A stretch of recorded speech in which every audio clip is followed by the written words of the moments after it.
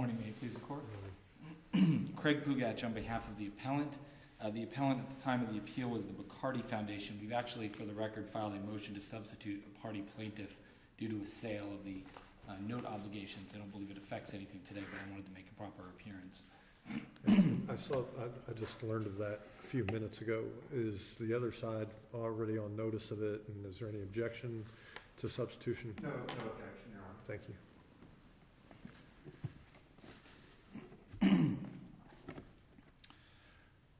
May I proceed? Please. Thank you. I would like to reserve 7 minutes for rebuttal, if it please. How about if we reserve 5? 5 would be fine. Thank you. But I promise not to hold you too tightly if you need a little more. I may not. I may not need all of it. I understand. On appeal before this court are certain counts of the underlying complaint that were dismissed on summary judgment. There are some counts remaining below, and in particular, the counts that were dismissed sound in foreclosure, declaratory relief, and equitable subordination. Now, without enumerating the particular counts of the complaint, the gist and the crux of those issues are the validity, priority, and extent of the CID's claim of lien in the case. The issues sounding in contract remain below with the trial court. Let me ask one question on jurisdiction, since you raised the issue of what's remaining and what's left. Partial final judgments are only appealable if they're unrelated, if they're not interrelated with the remaining claims, at least in this kind of circumstance. I'm trying to get a handle on whether or not they are sufficiently interrelated that we don't have jurisdiction, or they're sufficiently unrelated that we have jurisdiction. And I just wanted to give you a chance to address that. And the opposing counsel may have a comment on it as well. Absolutely, Your Honor. The underlying complaints that remain at the trial court do not hinge on the legal finding related to the priority of liens, and they certainly don't relate to the certificate holders or the CID's lien position or the legality of the amounts charged.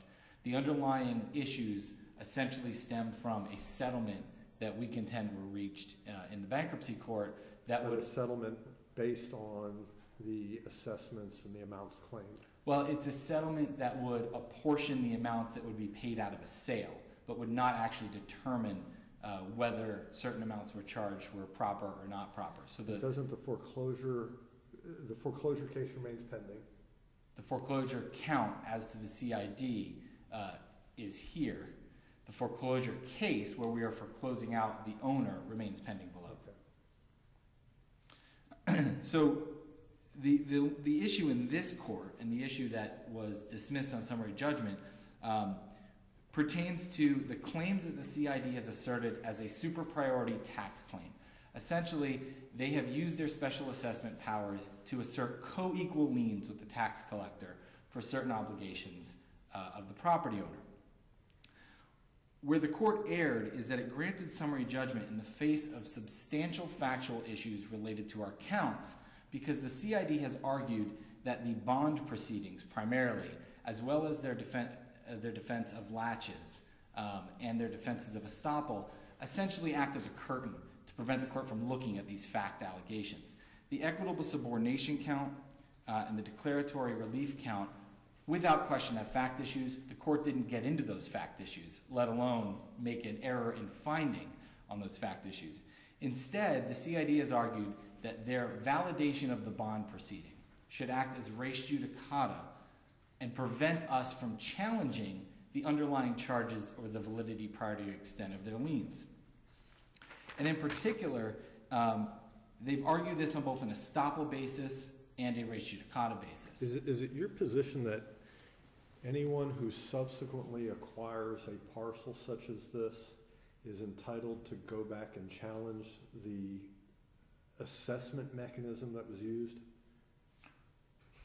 It's a mixed answer to that question. We are saying that they can challenge the assessment mechanism in the sense of saying that they are asserting an improper and illegal charge on the property as a tax. What we are not saying they can do, and this is where I think the CID either confuses our argument or attempts to, as I said, use a curtain to prevent us from arguing this, is that we're not saying that they can challenge the bond proceeding. We're not trying to unwind what happened before.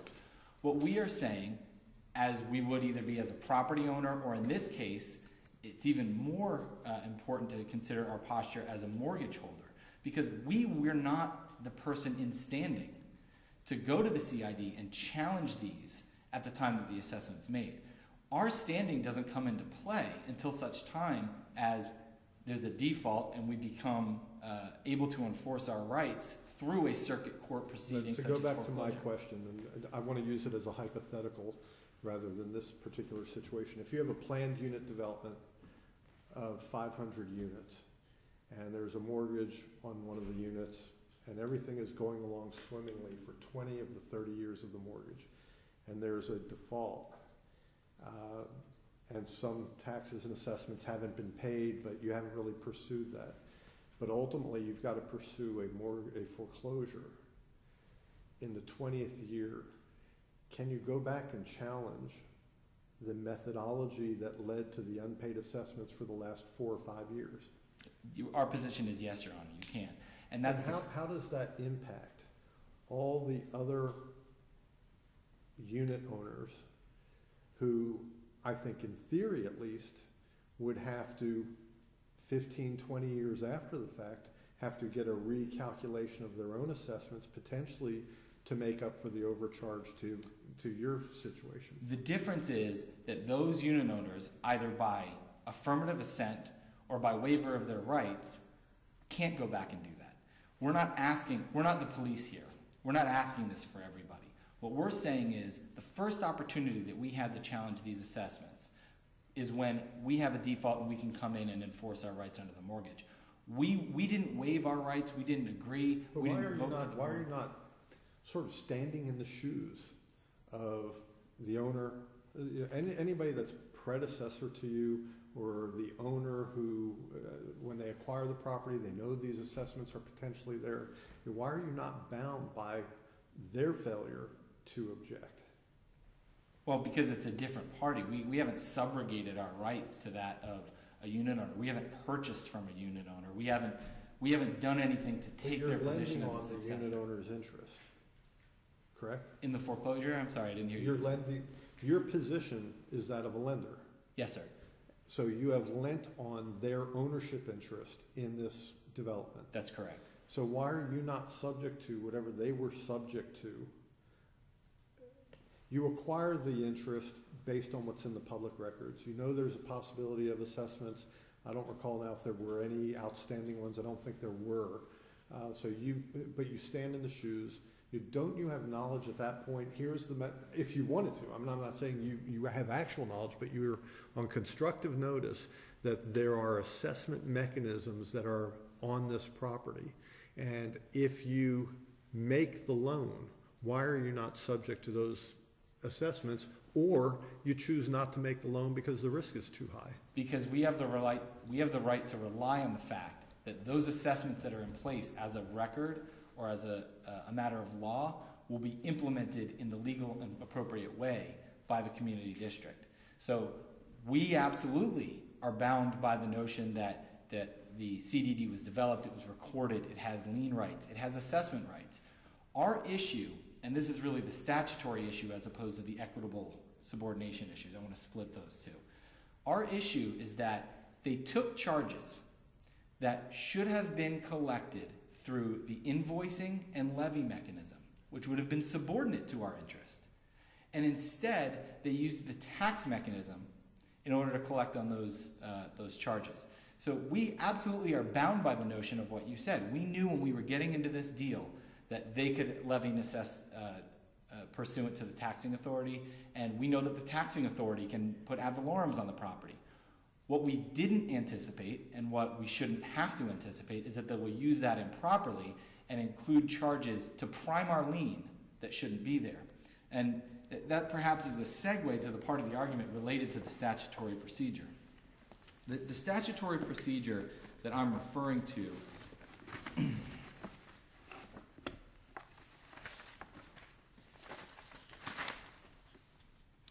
is that of section 190.022. 190.022 says that the board may levy special assessments for the construction, reconstruction, acquisition, or maintenance of district facilities. And for those things, they can use the procedures for levy and collection as would a taxing authority. Those are the only items listed in that particular statute. The broader statute, which allows the CID to assess, includes assessments related to operations operations and usage. Those are expressly excluded from this statute. They are not listed because what the legislator has done is said, we are going to give them special lien powers, like a taxing authority, but we're only going to do it for certain things. We're going to do it for those things that we think should prime and should serve like taxes. Operations and usage are not included in that. And in this case, what our expert has provided and what the facts that we've alleged and what was before the circuit court are that they are including usage and operation charges in their taxing authority or in their taxing assessments. What that essentially has... Which expert are you referring to? This is Frederick Bloscher is our expert, Your Honor. I have a record site. So I'm looking at his report, and I read it. I wasn't sure I fully understood it. So perhaps you can walk me through. I will, Your Honor. And for purposes of this argument and summary judgment, I don't think we need to fully understand it for two reasons. One is the court didn't get into it. The court didn't get into the issues that we contend were fact issues that were in dispute. But particular to the argument that I'm making now, I would direct the court, it's Exhibit B to the affidavit. It appears a number of times, but Exhibit B to the affidavit, about a quarter of the way down the page, right before the chart, is where the expert first talks about the cost of operations that are included in the assessments. If you go to the next page, second paragraph down, it speaks of the user fees, that they barely collect the cost of the billing and collection fees. The cost of operators, and then it goes through what those costs are included in the assessment costs charged each parcel of the land based on ERUs. Essentially what the gist of this expert report provides is that this CID doesn't charge for water. What it charges is a very de minimis charge. It doesn't charge user fees. Your expert in his summary report, which is just before those exhibits, concludes in the next to last paragraph, as a result, the assessment with respect to benefit received may not be appropriate. That seems to me to be somewhat of a qualified answer. So is there anything else in his summary where he says this is absolutely wrong? I mean, I know he talks about different assessments and charges and whatnot, but again, I'm unclear as to the specifics of where he says, here's the fact issue that remains. Is it enough to say, well, it may be wrong, but I'm not really sure? Your Honor, I don't believe it's even in dispute that usage and operations are charged by the CID. The issue is the CID contends that's perfectly appropriate under the statute.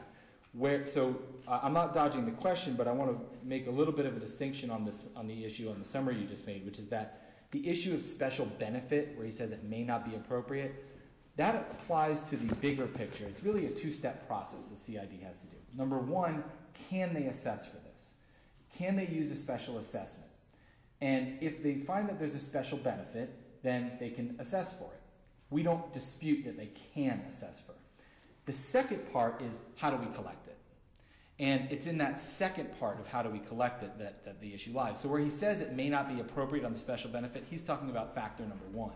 Where he speaks about the actual cost and operation charges. The other side is contending that it absolutely is appropriately, I'll use the word taxable, as a special benefit. Correct. And where is the contention on your side, or the evidence on your side, to establish that it's not, or at least to create the genuine issue of fact as to which category it should fall within? Our expert, and this was where I was on the Exhibit B related to the report, and it's a number of times in the expert report, but beginning on Exhibit B, he outlines the user fees and collection and cost of operation, which dwarf the amount that is not collected as part of the special, or as part of the tax. In other words, the cost of operation and user fees so far exceeds the amount that they actually collect on the non-tax basis that there's frankly no other conclusion, and that's why I said I don't believe it's even in dispute that they challenge that.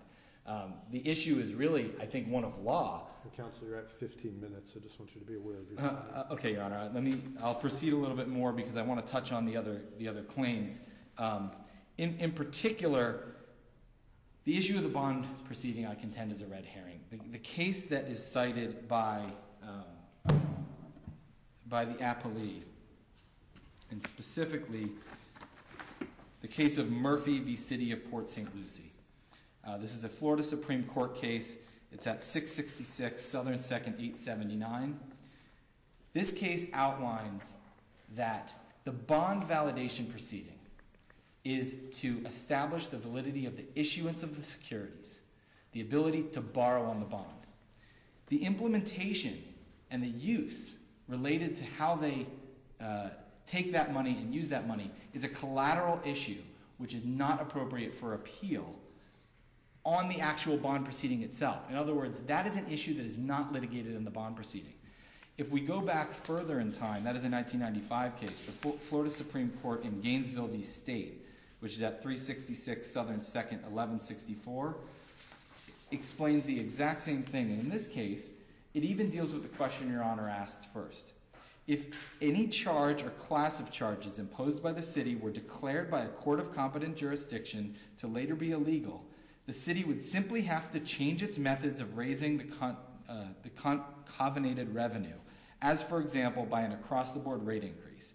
We agree with the city's position and with its reasoning, and then the court rules that that issue, the legality of how they charge and collect to pay back the bond, is not litigated in the bond proceeding.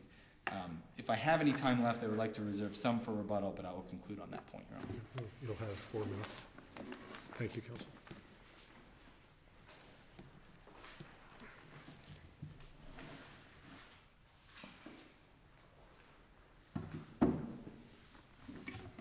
Good morning, Your Honors. Daniel Cox, appearing on for Port of the Islands Community Improvement District. So I'll start with the first issue I raised. Is there any jurisdictional problem that you see in this case? No, sir, Your Honor. The remaining issues below are contractual in nature. What we're here for today is strictly the priority of the district's special assessment liens. And my recollection is the underlying foreclosure action that's still pending involves all parties, including your client. The only involvement our client has was the challenge to the validity and the priority, particularly, of the special assessment liens of the district. Why is it not sufficiently interrelated to make this a non-appealable partial final judgment if the foreclosure would still potentially determine priority and whether your lien attaches to the property or not, and the lien flows from the assessments?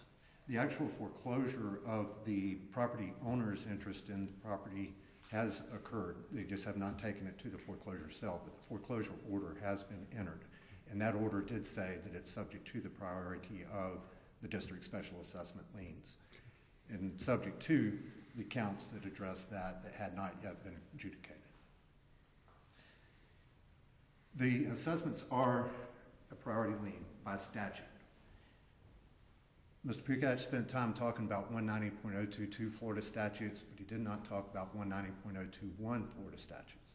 190.021.2 specifically authorizes the issuance of maintenance and benefit special assessments. Benefit special assessments 190.021.2, maintenance special assessments 190.021.3. 190.021.9 says that the assessments are a priority lien equal to the lien of the state, county, municipal, and school board taxes, whether collected by the tax collector or any other method provided by law. It doesn't matter that we're using the tax collector, that we put these on roll, or whether we use the Chapter 170 collection mechanisms, any mechanism provided by law, they are a priority lien. The enforceability is the subject of the two-pronged test that's been well established by the courts: special benefit, fair and reasonable apportionment. The Boca Raton case, 595-25, Florida Supreme Court said both are legislative functions. That's been reiterated by Sarasota County v. Sarasota Church of Christ as recently as 1995. They are upheld unless they're palpably arbitrary. So this was the standard that the trial court was looking at when it looked at the record evidence that was presented, we had the affidavits of Dr. Benson and Mr. Teague that were placed of record that went into explicit detail about how the assessments are levied against the properties. Dr. Benson explained that it's a formulaic approach. Those types of formulaic approaches where you look at what the uses are and you assign them a value based on the uses and the magnitude of their impact on the facilities, and you assess accordingly. That was upheld in the city of Winter Springs. That's the Florida Supreme Court as recently as 2001. It's at 776-255. The fact that Dr. Blanchard says, well, you know, I would have done it a little bit differently. Well, that's not a material fact here, because if reasonable people can differ, you still met that fairly debatable standard that the district's decisions of the special benefit and fair and reasonable apportionment are measured by. But if there is a disagreement, why is that not a fact determination for the trial court as to whether, in fact, your client's approach was reasonable and appropriate versus what the other side is contending was reasonable and appropriate? The reasonable... And people can disagree, and so why is it not a factual question? But the factual question is, does the district do it in a way that's fair and reasonable? That formulaic approach that Dr. Benson talked about. We have two hotels within the boundaries of the district. One's on the north side, one's down on the south side. We use the same values per variable: hotel room, lounge seat, restaurant seat, dormitory usage for the employee housing. Use the same values per variable. Just plugged in the number of hotel rooms, the number of lounge seats. Did the same thing for the South Hotel. Similarly situated properties treated the same, based on a reasonable and non-arbitrary method. It does not then become a material fact that somebody else would have done it a little differently. The question is it arbitrary? No, it's not.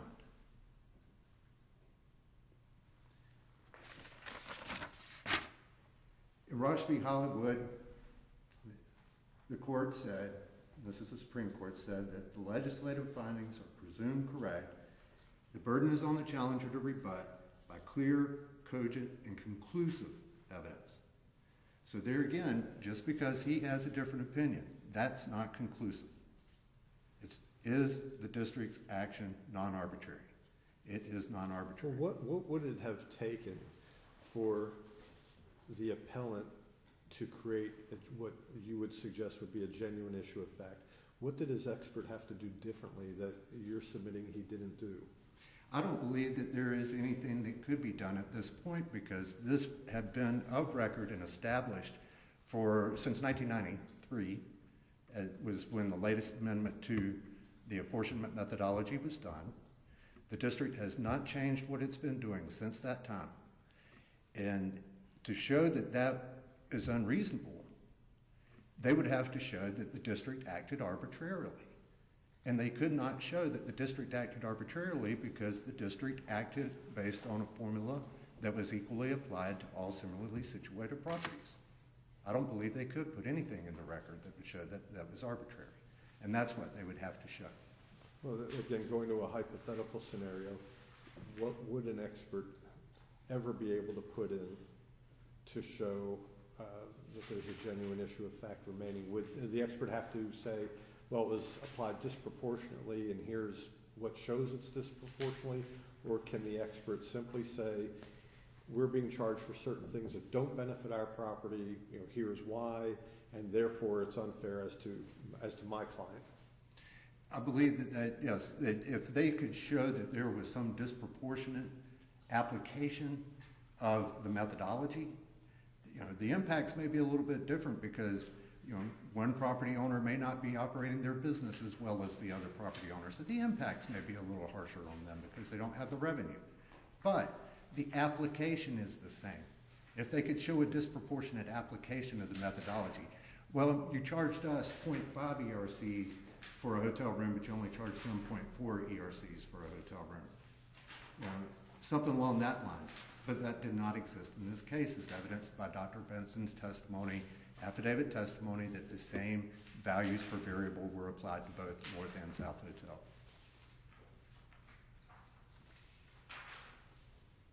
The question about the use of special assessments to fund operations. There again, that ignores section 190.0212, where the statute, the legislature says these districts can use benefit special assessments to fund all of their activities under 190.011 Florida Statutes, 190.012. 190.012 is the special powers of the district, which include the operation of the facilities that it is authorized to construct, operate, and maintain.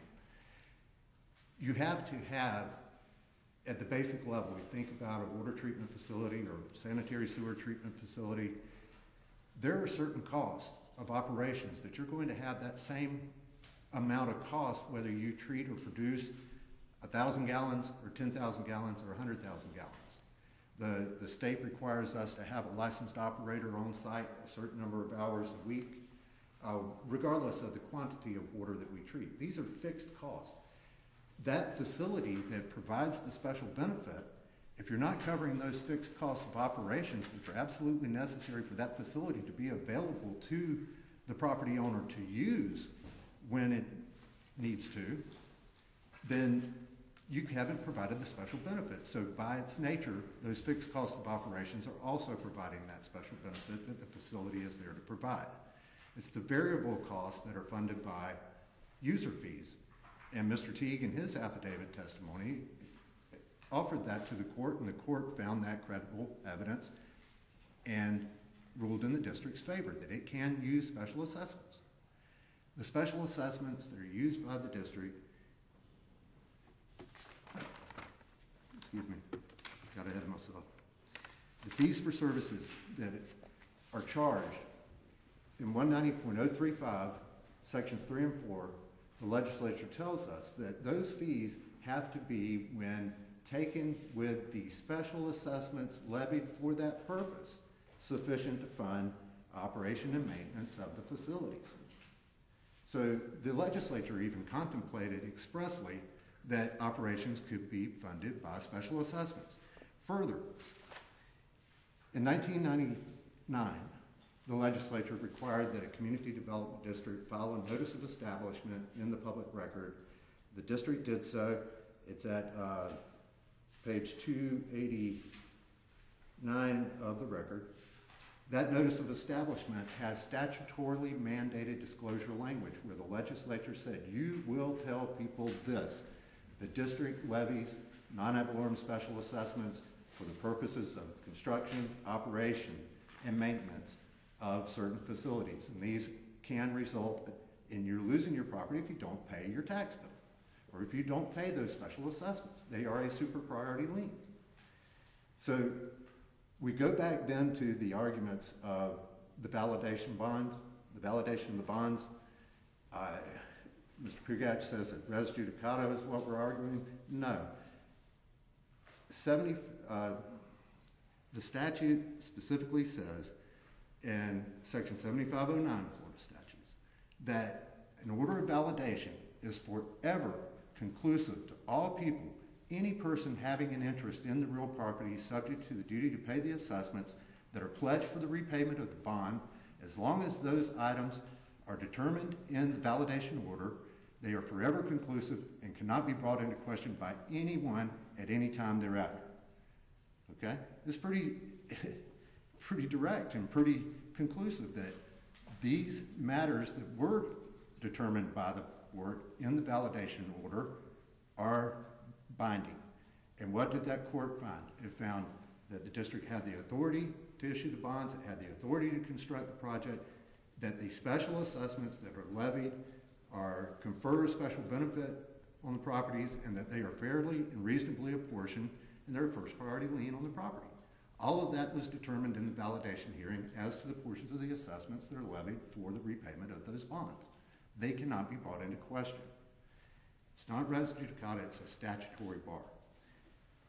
Lastly, and Judge Silberman, you questioned quite heavily on whether they were subject to the infirmities that the property owner who they have given this mortgage or taken this mortgage from and loaned the money to, whether they're subject to those infirmities. Yes, when you take an interest in real property, you're subject to everything that is of record or that a reasonable review of the record would lead you to inquire further, you're even subject to those issues. Well, the district was established in 1986. It adopted its assessment methodology in 1993. In 1999, it filed the notice of establishment saying, here we are, this is what we do. In 2005, the appellant, plaintiff below, took the mortgage on the property. And here we are in 2010. The district issued bonds, validated those bonds, levied special assessments specifically for the repayment of those bonds in addition to the assessments that have been levying since back in 1993, all without complaint from the property owner or the mortgage holder. The notice to show cause in the bond validation. In terms of title, was there a predecessor owner of that property at the time the the assessments and the language was all created? Yes, Your Honor. And the plaintiff bought it from that owner? Yes, sir. But there had not been assessments at that point? Yes, there had. The district was established in 1986, and when you petition to establish a district, you have to have the affirmative consent of 100% of the property owner subject to that district. Okay, so that was contained in the ordinance that established the district on that property is recognition that they had received the petition from 100% of the property owners. Okay, so from that point, in 1990, the district issued its first capital improvement revenue bonds, special assessment revenue bonds. Assessments were levied beginning in 1990. The property owner that the appellant took the mortgage from, I'm not sure exactly when they bought the property, but there had been mezzanine conveyances before that. There had been several people that had owned the property as it had been subject to these assessments. This property. Is it your position that when the assessments were first imposed, if there was to be a challenge, it had to be brought at that time and only at that time? Or if there were subsequent owners during the appropriate statute of limitations, could they bring it? The district every year adopts a budget. And every year it imposes the special assessments and user fee revenue streams that are going to fund that budget. Under Chapter 170, a person can seek circuit court review of those decisions. But it's never been done. But not the methodology. Right, but it's never been done. It's never been done. Only when we get to this foreclosure where they're saying all of a sudden, hey, here's some liens that are prior to my mortgage, and I'm going to have to pay them if I'm going to get clear title to this property, do they decide to challenge the assessments? We've got 8 years of outstanding special assessments represented by tax certificates which have either been sold or stricken off to Collier County. 8 years of outstanding taxes and assessments that have not been paid by the property owner who gave them the mortgage. The mortgage says that you're going to keep these taxes current. Well, if the first couple of years he didn't pay these taxes and the assessments were accruing, they should have sent in and exercised their rights under their mortgage to force the property owner to pay the assessments or challenge it then. Don't let 8 years worth of assessments accrue and then come out and say, well, no, we want to challenge this now. It's so fundamentally unfair. And your question about how that impacts the other property owners in the district, fundamentally unfair that they would be paying their assessments without complaint for all of those years.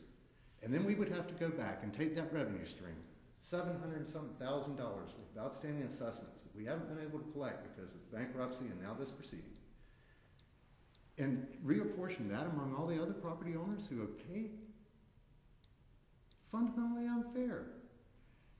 They seek an equitable subordination of our lien. Well, you first have to have clean hands to pray for equity. Where's the equity in this?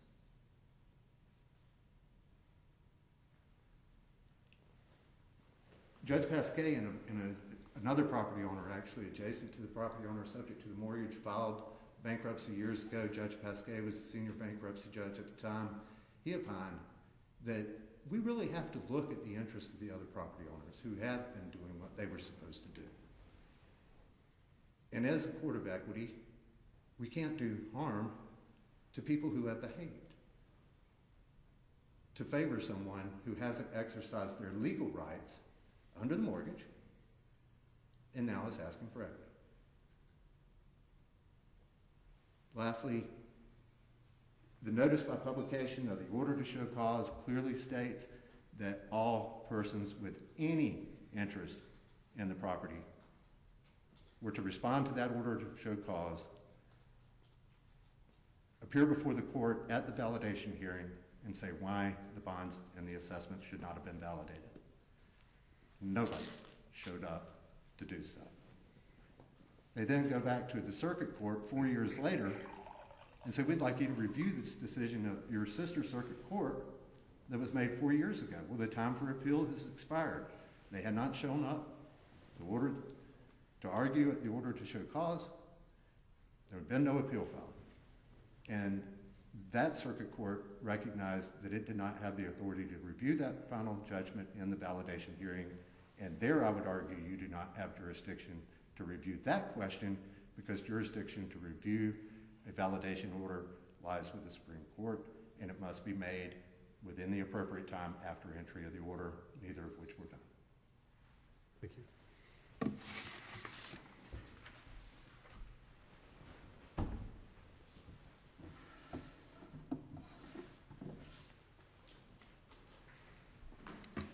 As a point of procedure, Your Honor, I did want to point out, and I said the foreclosure was pending below. There is a final judgment of foreclosure below. What hasn't been set yet is the sale, because there's a motion to vacate, but there is a final judgment on the foreclosure. There were assessments that were made early on, but they weren't these assessments. When we issued this mortgage... But they were assessments using the same methodology. They were not. The methodology that was later changed, that added hundreds of thousands of dollars of debt to these properties. We're not talking about a little bit of taxes. This is $100,000 plus per year that's assessed on this property and other situated properties. He said nobody's challenged these before. Well, he mentioned the Judge Pasquet case. That was, in fact, challenged before. The reason that case is similar to this one is because we didn't sit on our rights here. He contends we sat on our rights. Is it 8 years later? Yes. But what happened here is that, to our chagrin and theirs, the borrower filed a bankruptcy in 2010. We preserved our rights, protected our rights in that bankruptcy, in fact, challenged the taxes in that bankruptcy. The case was dismissed because the debtor couldn't reorganize, and we went straight to circuit court to continue the litigation. When you say the methodology was changed, when did that take place? Your Honor, it was at the time that they started collecting on these bonds. So I don't have the particular date, but it's the bonds that we're talking about at issue on the ratio to come. It is, my recollection, something like 2005? Correct. Does that sound about right? Correct. And okay. So our borrower paid. Your borrower paid and did not challenge the assessments at that time? Correct. And for several years after, your borrower didn't challenge them? Correct. And so the issue and here... Why are you not standing in the shoes of your borrower who did not do what you feel he should have done or it should have done? Because, and this goes back to my distinction of not if the assessments are okay, but how they collected it. He says there's no difference. And this answers your question directly. There's a big difference. The difference is, had they collected them through the levy procedure, they would have filed a foreclosure to enforce their lien, which would have named us as a party, and we could have defended and we could have enforced our rights to challenge the validity of the charges, the amount of the charges, and the prejudice to us in that proceeding. Instead, the difference is they use the tax process and certificates are issued, they're paid in full, and we have no remedy. And so they say, well, we should have come in to challenge it. Where? They're telling us we can't come to circuit court to challenge it now in connection with our foreclosure to determine the relative lien priorities.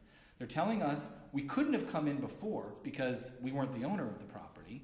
So where are we protected? We're protected because the legislator said for the bulk of these charges, you have to go through the process that lists everybody in the foreclosure. They may have been ahead of us. Let me see if I can make an analogy, and maybe you can help me with this. If it's a commercial property or a residential property, and the county every year assesses taxes, and the owner pays them every year, but then there's a point in time where the owner's business is failing, or the residents, the homeowner, they're out of work. And so they go for a period of 2, 3, 4 years without paying the taxes. And then a foreclosure for the tax lien is instituted. And your client is named. And your client says, whoa, they've been charging way too much in taxes for the past several years. And we don't have any incentive to challenge them because they were being paid by our customer, the owner. But now we're going to go back and try and challenge those taxes. Can you do that? You can't do it with respect to ad valorem taxes because the process is different, because the certificates are issued, they're paid, and it's done at that point. You're essentially bound by the inaction of your client in that situation.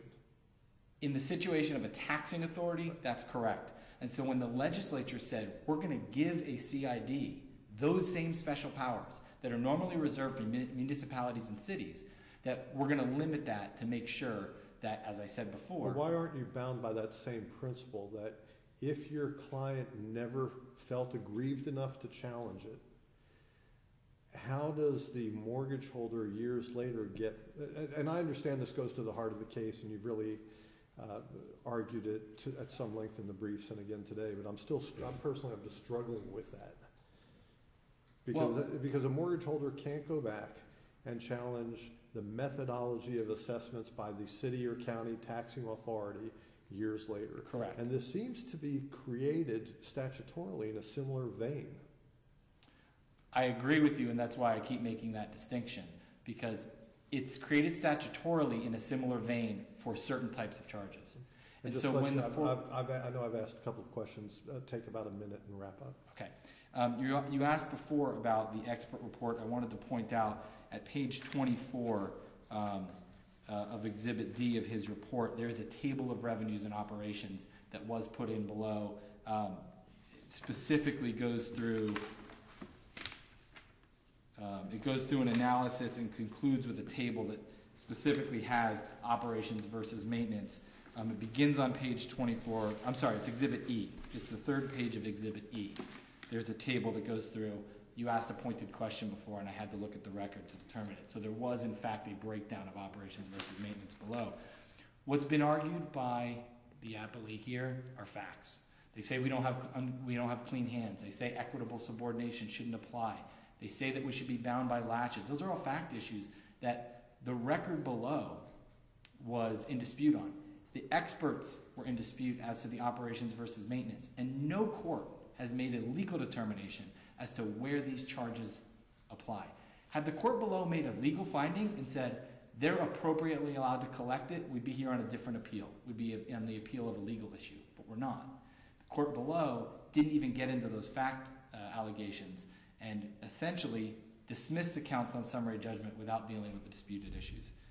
And with that, Your Honor, I would simply close by pointing the court again to the Murphy case that I cited earlier, which says that the bond proceeding does not determine these types of issues. Thank you. Very good. Thank you, counsel. That concludes the docket for this session. Well argued on an interesting case that we don't often see many of. So thank you, and we'll adjourn.